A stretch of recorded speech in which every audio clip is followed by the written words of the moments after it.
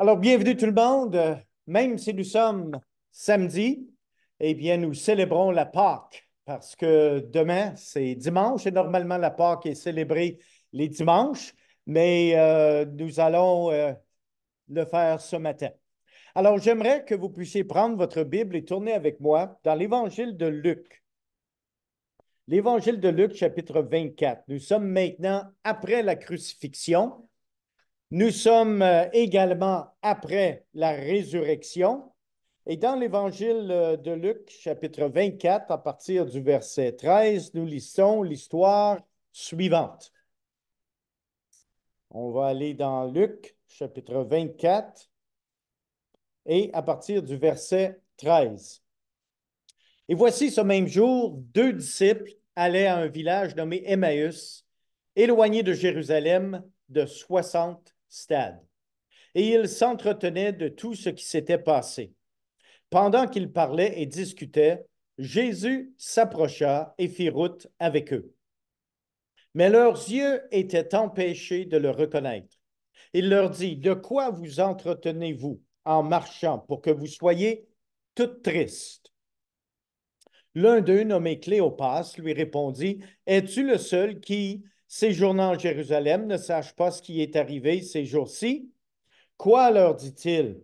Et ils lui répondirent, ce qui est arrivé au sujet de Jésus de Nazareth, qui était un prophète puissant en œuvre et en parole devant Dieu et devant tout le peuple, et comment les principaux sacrificateurs et nos magistrats l'ont livré pour le faire condamner à mort et l'ont crucifié.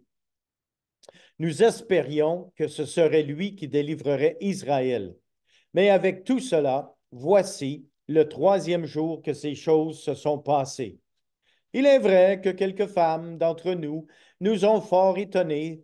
S'étant rendues de grand matin au sépulcre et n'ayant pas trouvé son corps, elles sont venues dire que des anges leur ont apparu et ont annoncé qu'il est vivant.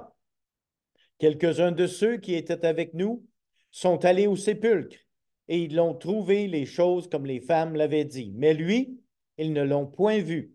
Alors Jésus leur dit, ô homme sans intelligence et dont le cœur est lent à croire tout ce qu'ont dit les prophètes, ne fallait-il pas que le Christ souffre ces choses et qu'il entra dans sa gloire?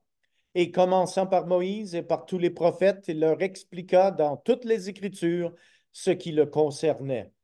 Lorsqu'ils furent près du village où ils allaient, il parut vouloir aller plus loin. Mais ils le pressèrent en disant, reste avec nous, car le soir approche, le jour est sur son déclin, et il entra pour rester avec eux. Pendant qu'il était à table avec eux, il prit le pain, et après avoir rendu grâce, il le rompit et le leur donna. Alors leurs yeux s'ouvrirent et ils le reconnurent, mais il disparut de devant eux. Et ils se dirent l'un à l'autre, notre cœur ne brûlait-il pas au-dedans de nous lorsqu'il nous parlait en chemin et nous expliquait les Écritures? Deux disciples, un était Cléopâtre et l'autre, pas de nom. Ici, dans ce texte que nous venons de lire, le récit de la résurrection de notre Seigneur Jésus-Christ, dans les quatre évangiles, eh bien, ils ont une simplicité merveilleuse et une précision formidable. Ils sont véridiques et ils sont également supportés par de nombreux témoins. Ces écrivains savaient de quoi ils parlaient. Il était assuré, il n'avait aucun doute que Jésus, qui avait été crucifié sur la croix d'un malfaisant et qui avait passé 3 jours dans le tombeau, avait maintenant ressuscité triomphalement et avait maintenant apparu à plusieurs témoins. Il y avait tellement de témoins qui avaient vu le Christ ressuscité que personne ne pouvait questionner la réalité de sa résurrection. Luc, évidemment, n'était pas parmi ceux qui avaient vu le Christ ressuscité, mais il était un homme scientifique, un homme qui cherchait des témoins. Et parmi les manifestations de notre Seigneur à ses disciples pendant les 40 jours, entre sa résurrection et son ascension, se trouve cet incident. Un incident où Jésus interpelle deux de ses disciples. Seulement quelques jours plus tôt, ses disciples croyaient sûrement que ce Jésus était le Messie. Mais maintenant, il était mort. Dans leur confusion, ils se demandaient si leur espoir était en vain ou si ce Jésus les avait déçus en se présentant comme Messie d'Israël. Il était en train de marcher le long du chemin entre Jérusalem et Emmaüs lorsqu'un étranger s'approcha d'eux et les interrompit d'une manière si tendre. Le texte nous dit, pendant qu'ils parlaient et discutaient, Jésus s'approcha et fit route avec eux. Je trouve que ce texte est très encourageant. Jésus s'approche et fit route avec eux. Jésus semble venir d'une bretelle quelconque et se joint au trafic des piétons sur la route entre Jérusalem et Emmaüs. Mais les disciples ne savaient pas que c'était Jésus, leur Messie. Ils ne le réalisaient pas. Je pense que très souvent, nous nous trouvons dans la même situation que ces deux disciples. Parfois, nous passons à travers des expériences amères, des tribulations impossibles, des temps de désappointement et de grands découragements, et nous nous sentons si seuls et abandonnés de tous. Nous sommes parfois si découragés que nous sommes convaincus que nous ne pourrons jamais sortir de cette misère atroce. Mais si seulement nos yeux spirituels étaient ouverts, nous serions en mesure de voir le Maître qui s'approche de nous et marche avec nous à travers ces temps les plus difficiles de notre vie. Oui, le Seigneur s'est approché de ses deux disciples et il a cherché à les encourager, mais leurs yeux étaient encore fermés à la vérité de la résurrection de notre Seigneur. Ce texte nous enseigne 4 raisons pour lesquelles Christ voulait ouvrir les yeux de ses disciples. Christ ouvrit les yeux de ses disciples afin qu'ils puissent voir son plan. Dans le texte que nous avons lu, le plan de Dieu, eh bien, c'était que la croix devait venir avant la couronne. Parfois, on aime bien recevoir la couronne, mais on oublie qu'avant que Christ reçoive la couronne de la victoire, il devait passer par la croix. Et parce qu'ils s'attendaient de voir une couronne plutôt qu'une croix, leurs yeux étaient empêchés de le reconnaître. Même aujourd'hui, plusieurs personnes ne reconnaissent pas le plan rédempteur que Dieu a afin de les sauver de leurs péchés, parce que leurs yeux spirituels n'ont pas encore été ouverts. Plusieurs personnes ne reconnaissent pas le plan de Dieu pour leur vie, parce que leurs yeux spirituels n'ont pas encore été ouverts. Et conséquemment, ils font leur propre plan. Et aujourd'hui, ils se baignent dans la misère et dans les larmes. Le plan de Dieu, eh bien, il était écrit dans les Écritures. Rappelez-vous ce que Jésus a fait avec ses deux disciples. Il a commencé dans l'Ancien Testament des prophètes et Moïse et leur a expliqué la parole de Dieu en ce qui le concernait. Mais leurs yeux étaient empêchés de le reconnaître. Plusieurs personnes cherchent le plan de Dieu pour leur vie, mais bien souvent, ils négligent ce qui est si évident, c'est-à-dire qu'ils négligent les principes de la parole de Dieu qui sont déjà écrits pour eux. Ils ne veulent pas reconnaître ces principes comme faisant partie du plan de Dieu pour leur vie parce que leurs yeux spirituels sont toujours fermés. Christ voulait ouvrir les yeux des disciples en ce qui concernait son plan pour l'humanité. Mais deuxièmement, Christ ouvrit les yeux de ses disciples afin qu'ils puissent voir non seulement son plan, mais aussi sa personne, le reconnaître, qui il est, comment il travaille. Jésus leur a donné une leçon sur la personne de Christ. Quelle belle leçon ils ont entendue du Seigneur lui-même pendant cette journée. Malheureusement, le verset 16 nous dit, mais leurs yeux étaient empêchés de le reconnaître. Est-ce que notre cœur brûle au-dedans de nous lorsque nous entendons parler de la personne de Christ et de ce qu'il a fait pour nous? Ou est-ce que nos yeux spirituels sont encore fermés à la personne de Christ? Christ a invité Christ a été invité d'entrer et de rester dans la maison des deux disciples. Ça, c'est très bien, les amis. Parce que sur le chemin, Christ est sorti d'une bretelle, s'est joint en marchant près des deux disciples, et il y a quelque chose de spécial qui est arrivé. Le coucher du soleil s'en venait, et Christ a fait comme s'il voulait aller plus loin. Et à ce moment-là, les disciples l'ont invité à venir chez eux. Il est important pour nous de se rappeler que le Seigneur ne défonce jamais la porte de notre vie et il ne s'impose pas non plus. Il attend d'avoir une invitation. Il va paraître vouloir aller plus loin si nous ne l'invitons pas d'entrer. Si nous ne l'invitons pas d'entrer, nous serons délaissés sans l'aide spirituelle que nous aurions pu avoir. Oh, comme Christ a apprécié cette invitation. Il aime tellement être le bienvenu dans nos vies. Il ne refuse jamais personne lorsqu'il est invité d'entrer. Avez-vous déjà invité Christ d'entrer dans votre vie ou est-ce que vos yeux spirituels sont encore fermés à la personne de Christ? Un troisième élément ici, c'est que Christ a ouvert les yeux de ses deux disciples afin qu'ils puissent voir non seulement son plan et sa personne, mais afin qu'ils puissent expérimenter sa présence. La requête des deux disciples était simplement celle-ci. Seigneur, reste avec nous. Jésus resta avec eux comme un compagnon. Jésus resta avec eux comme un professeur.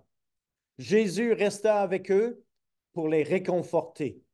Jésus resta avec eux comme un invité. Oh, les circonstances de la requête des deux disciples étaient quand même très, très simples. Le soir s'approche et le jour est sur son déclin. Un jour, vous verrez la fin de vos jours s'éteindre comme le coucher du soleil. Êtes-vous prêt à rencontrer votre Créateur? Christ est la lumière tout autour de nous dans les terreurs horrifiques que certaines nuits peuvent nous apporter. Les deux disciples ont quand même eu une insistance dans leur requête. Le texte nous dit « ils le pressèrent ».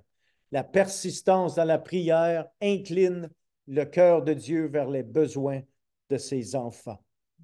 Quel beau succès nous voyons ici lorsque le Maître décida d'entrer pour rester avec ses disciples.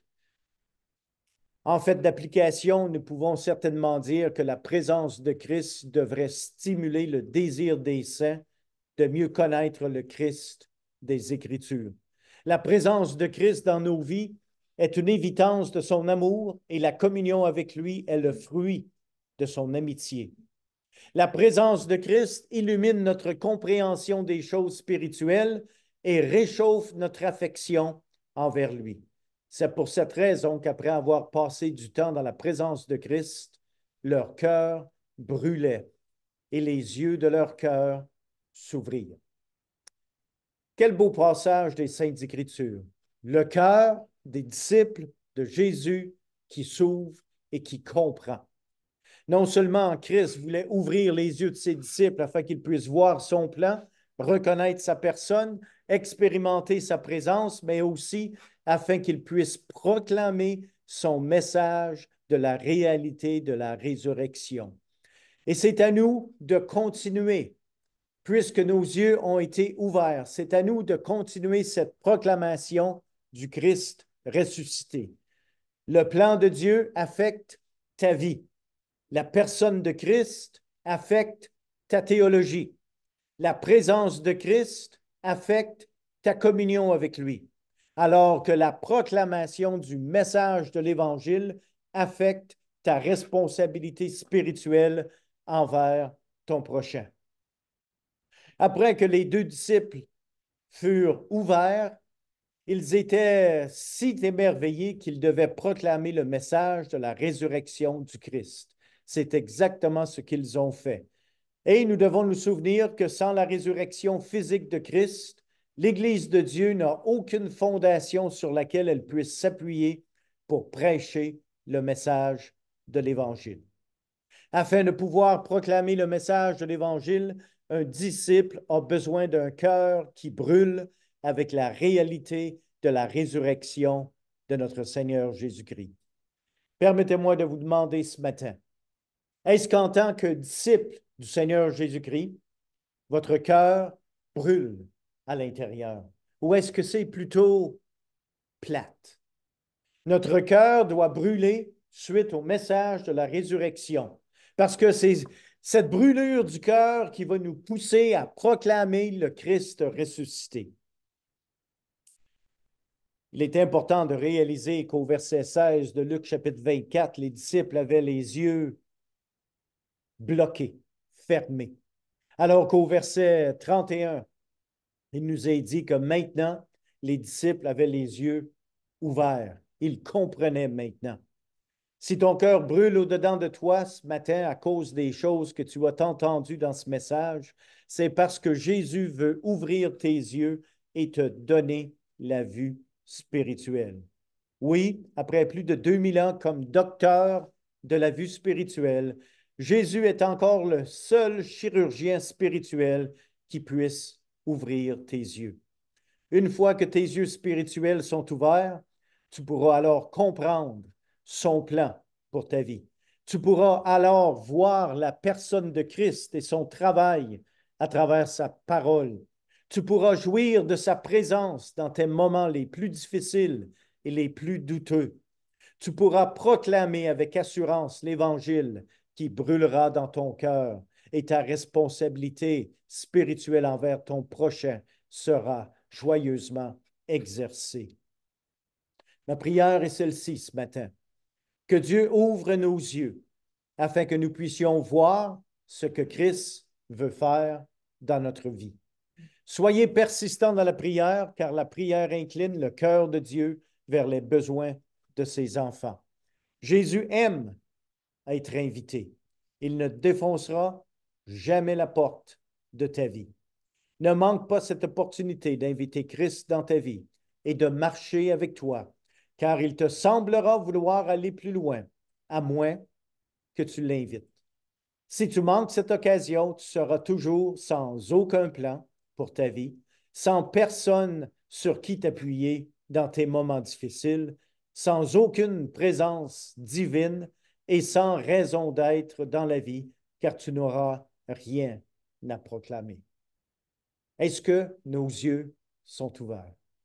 Que le Seigneur non seulement ouvre nos yeux, mais que notre cœur puisse brûler à l'intérieur face au message de la résurrection pour que nous puissions fidèlement proclamer son message de résurrection vers tous ceux qui nous entourent. Que ce soit notre famille, nos amis, que ce soit ceux avec qui nous travaillons, nos voisins, que nous puissions proclamer ce message de la résurrection.